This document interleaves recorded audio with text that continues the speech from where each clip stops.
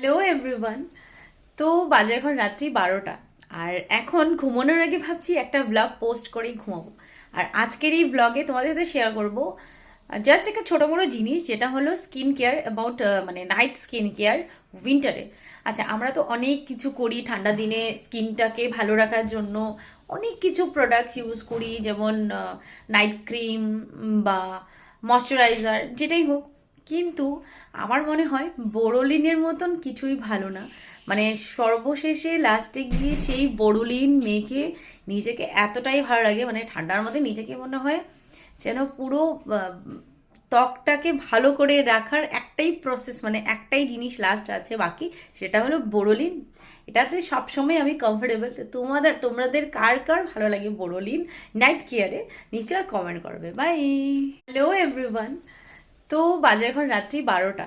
আর এখন ঘুমানোর আগে ভাবছি একটা ব্লগ পোস্ট করেই ঘুমাবো।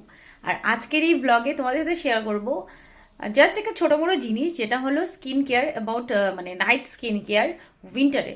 আচ্ছা, আমরা তো অনেক কিছু করি ঠান্ডা দিনে স্কিনটাকে ভালো রাখার জন্য। অনেক কিছু প্রোডাক্ট ইউজ করি, যেমন নাইট ক্রিম বা ময়শ্চারাইজার, যেটাই হোক।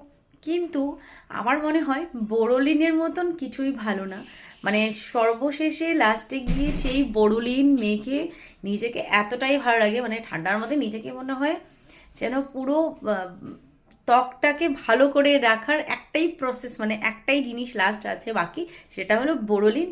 এটাতে সবসময় আমি কমফোর্টেবল। তো তোমাদের কার কার ভালো লাগে বোরোলিন নাইট কেয়ারে, নিশ্চয় কমেন্ট করবে। বাই।